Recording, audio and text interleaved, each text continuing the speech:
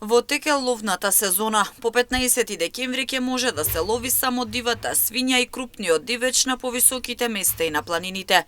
Од ловното здружение Ловец од Штип вела дека во регионов има доста ловишта, но потребна е поголема грижа за дивечот да не исчезне и да може да се лови. Додаваа дека треба да се намали бројот на странци кои ловат на македонските ловишта. Во тека е ловечката сезона.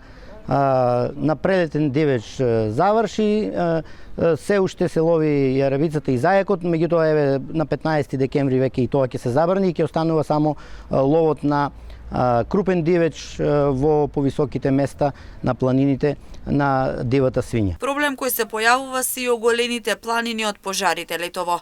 Тоа представува голема штета кога е во прашање ловството, но и за самата средина.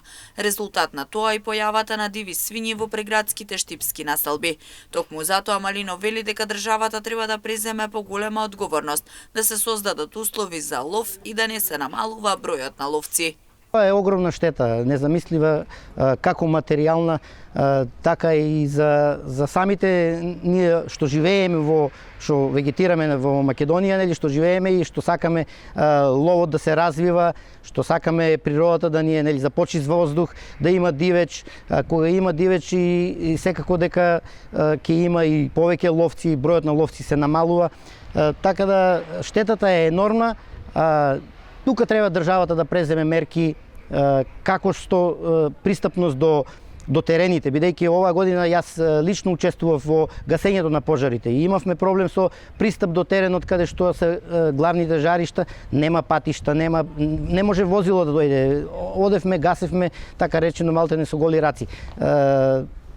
Проблем што секако ќе биде тема во наредните месеци па и години, кои мора државата да го реши, а и ние самите совесно треба да се однесуваме кон природата, да не палиме огин на отворено, тоа е и со закон забрането во летните периоди, така да има, значи, доволно за работа, државата треба да си преземе мерки, а и ние граѓаните да бидеме малку посовесни во пристап кон природата. Ловците треба примерно и да се однесуваат кога се во шума или природа.